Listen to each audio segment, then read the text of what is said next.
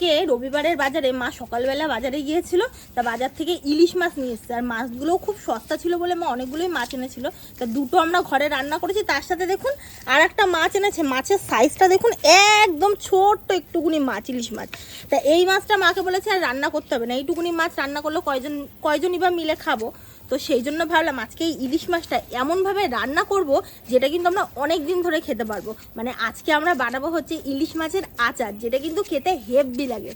তাহলে চলুন ইলিশ মাছের আচারটা কিভাবে করি আপনারা প্রথম থেকে শেষ অবধি দেখতে থাকুন। ও মা, মাছটা কেটে দাও মা।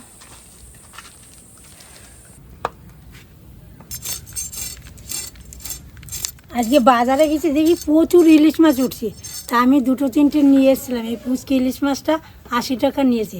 আনলাম, মেয়ে বললো যে মা এই মাছটা করো না, এই মাছটা দিয়ে একটুখানি অন্যরকম রান্না করবো।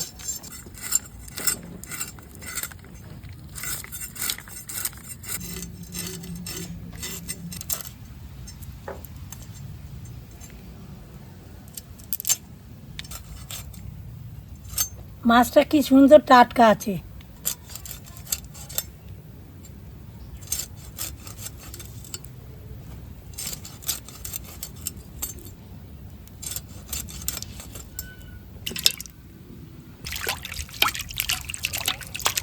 দেখেন আমার বৌমা মাছ কেটে ধুয়ে কি সুন্দর পরিষ্কার করে দিয়েছে।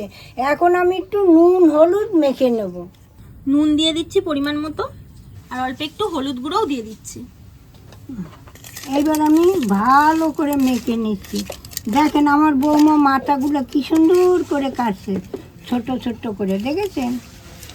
দেখুন ছোট্ট ছোট্ট করে সব কাটছে। এইবার আমি ভালো করে মেখে নিচ্ছি। যে কোনো আচারই তো একটু টক টক হয়, তো এই আচারটাও কিন্তু টকই হবে। তো এই দেখুন, টক করার জন্য কিন্তু এখানে আমি বেশ কিছুটা পরিমাণে পাকা তেঁতুল নিয়েছি। তেঁতুলটা আমি এখন গুলিয়ে রাখবো।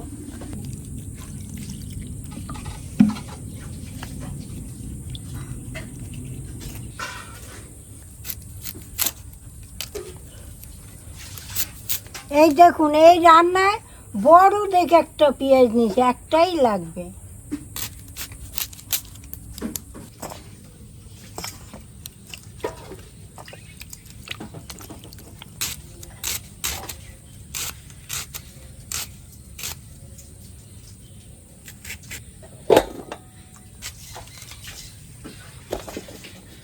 আচারে দেওয়ার জন্য একটা মশলা বানাবো, যার জন্য মিক্সিতে কিছু মশলা আমি পেস্ট করে নেব।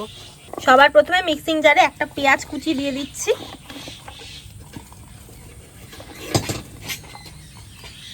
আচারটা একটু ঝাল ঝাল হবে, তাই বেশ কিছুটা কিন্তু আমি শুকনো লঙ্কা এর মধ্যে দিয়ে দিলাম।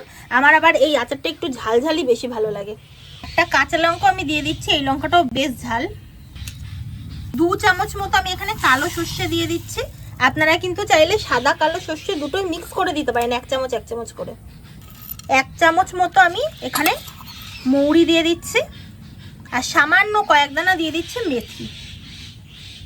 এখন জল দিয়ে একটু পেস্ট করে আনবো।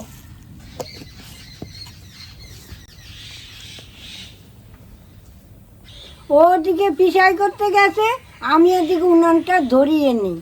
এই কোথায় যাচ্ছিস? কিরে, এটা হচ্ছে জার্সি গরু। সেটা আবার কি জিনিস গো? জার্সি গরু আলাদা, দুধ বেশি দেয়, স্বাস্থ্য ভালো হয়। তোমার বাড়িতে ছিল? আমাদের বাড়ি ছিল কি, আমরা তো দেশি গরুই পুষতাম।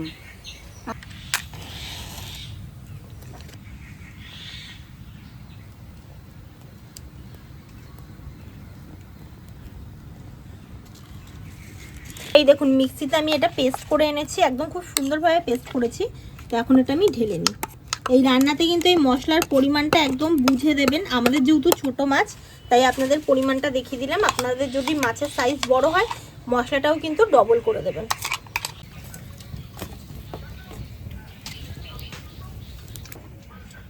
ঠাকমা উনুনটা ধরিয়ে দিয়েছে, কড়াইটা আমি বসিয়ে দিই। সবার প্রথমে কড়াইতে দিয়ে দিচ্ছি আমি বেশ খানিকটা সর্ষের তেল। আমাদের সময় কুলের আচার, তেঁতুলের আচার, চালতের আচার, আমড়ার আচার, আমার বাবার জন্ম শুনি নেই যে ইলিশ মাছের আচার। ঠাকুমা এই দেশে আচার না, এই ইলিশ মাছের আচার সেই স্বাদ খেতে। এই তোদের যুগেই শুনি, আমাদের যুগে এগুলো ছিল এই না। রান্নাটা জানো তো ঠাকুমা, সত্যি কথা বলতে কি এই রান্নাটা বাংলাদেশে বেশি বিক্রি হয়। আমাদের এখানে তো ওরকম খুব একটা প্রচলন নেই, কিন্তু বাংলাদেশের কক্সবাজারের ওই জায়গাগুলোয় মানে এগুলো সব থেকে বেশি সেল হয়। ওরা বয়মে করে রেখে দেয়, অনেকদিন স্টোর করে খায়, হেভি লাগে খেতে। কি জানো, আমরা তো থাইকে এলাম বাংলাদেশে, তুমি তো থাইকা আইছো সেই কোন মোগল আমলে, এখন অনেক দিন হয়ে তখন গেছে। কারেন্ট ছিল হ্যাঁ। না, ল্যাম্প জ্বালায় খাইছি, 50 বললাম বছর তো হবে। ধান যাচ্ছি, চাল যাচ্ছি ওই আলোতে। তেলটা ভালো মতো আমি গরম করে নিয়েছি, এখন মাছগুলো প্রথমে ছেড়ে দেবো।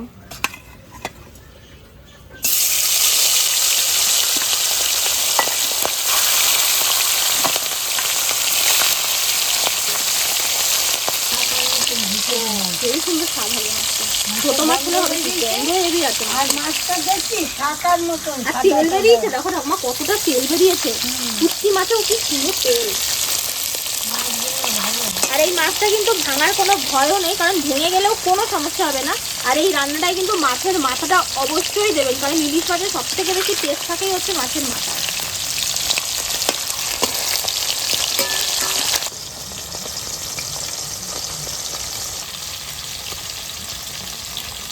মাছটা একটু উল্টে নিই, মাছটা না একটু চড়া ভাজা করবো আর কি।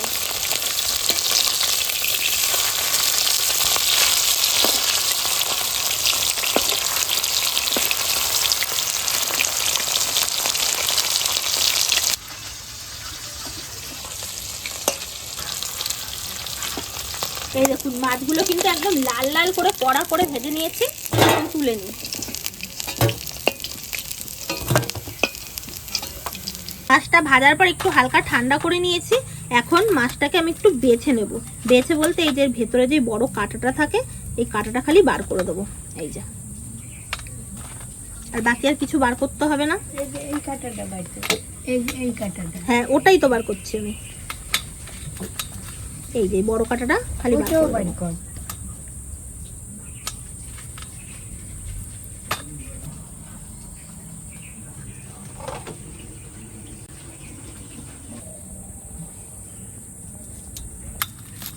এই লেজাটাতেই ঠাকুমা একটু বড় কাটা।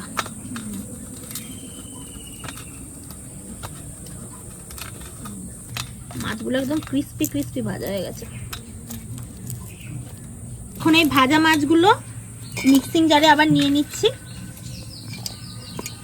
এই দেখুন কয়েকটা কিন্তু মাছে কাটাও রয়েছে, এরকম ছোট বড় কাটা রয়েছে, এগুলোতে কিন্তু কোনো সমস্যা হবে না। আপনারা এরকম ভাবেই মিক্সিতে পেস্ট করে নেবেন। সামান্য একটু জল দিয়ে দিচ্ছি।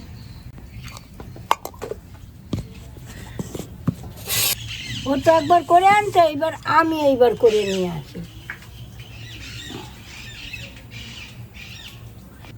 দেখেন একদম কাটা কুটে কিচ্ছু নেই, কি সুন্দর করে পেস্ট করে আনছি, দেখেছেন?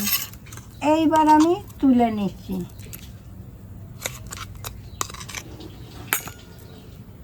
ওই মাছের তেলের ভেতরেই আমি এখন অনেকটা পরিমাণে সর্ষের তেল দিয়ে দেবো।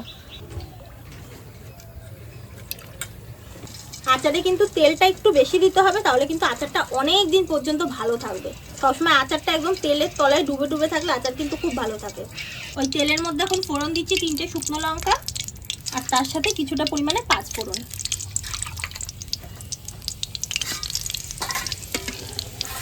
এখন এই পেস্ট করে রাখা মশলাটা দিয়ে দিচ্ছি।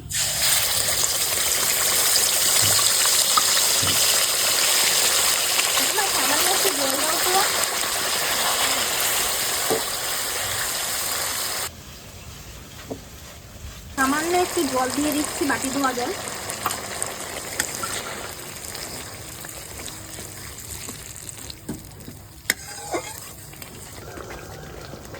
আমি এই মশলাটাকে ভালো মতো একটু কষিয়ে নেব। এরকম মশলাটা দিয়ে কিন্তু অনেক সুন্দর আমি কষিয়েছি, মোটামুটি তাও 7-8 মিনিট মতো হবে কষিয়েছি। এখন এর মধ্যে ইলিশ মাছের পেস্টটা দিয়ে দেবো।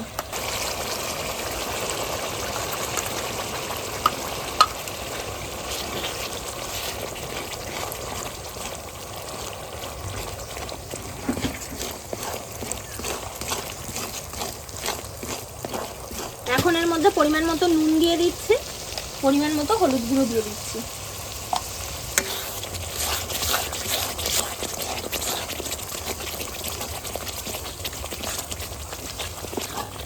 এর মধ্যে এই তেঁতুল গোলাটা আমি দিয়ে দিচ্ছি।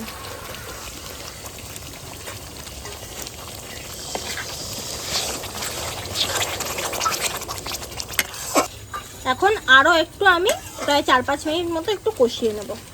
এই দেখুন কষাতে কষাতে দেখুন চারিদিক দিয়ে কি সুন্দর তেল ছেড়ে গেছে, দেখেছেন? মানে কিন্তু আমার একদম হয়ে গেছে এই আচারটা। এর থেকে বেশি কিন্তু আমি আর একদম কষাবো না। প্রায় 4-5 মিনিট এখনো কষিয়ে নিয়েছি, তো এখন আমি নামিয়ে নিচ্ছি।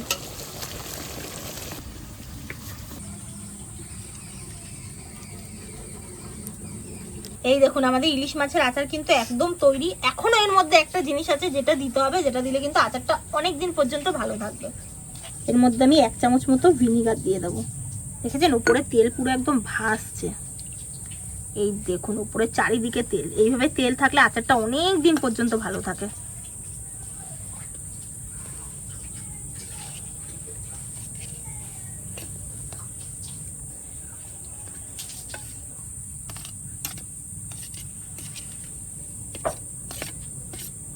এইবার আমাদের ইলিশ মাছের আচার পুরো কমপ্লিট।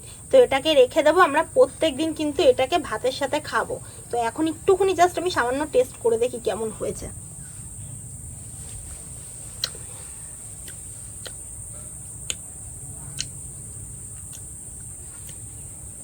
হেভি হয়েছে, তাই না? টক টক ঝাল ঝাল, দারুণ লাগবে ভাতের সাথে খেতে। আজকে তো তাহলে আপনাদের দারুণ সুন্দর একটা ইলিশ মাছের আচার করে দেখালাম। এখন তো বর্ষাকাল চলছে, বাজারে যান প্রচুর ইলিশ মাছ পেয়ে যাবেন, ছোট মাছ বড় মাছ সব রকমেরই পাবেন। তো এই আচারটা একবার করে খাবেন, কেমন লাগলো অবশ্যই কিন্তু আমাদের কমেন্ট করে জানাবেন। আর আপনাদের যাদের যাদের আমাদের ভিডিওগুলো ভালো লাগে অবশ্যই কিন্তু আমাদের ইউটিউব চ্যানেলটাকে একটা সাবস্ক্রাইব করে দেবেন, আর ফেসবুক থেকে দেখে থাকলে অবশ্যই কিন্তু একটা ফলো করে দেবেন। তাহলে আজ আসি, আবার কাল দেখা হবে, টাটা।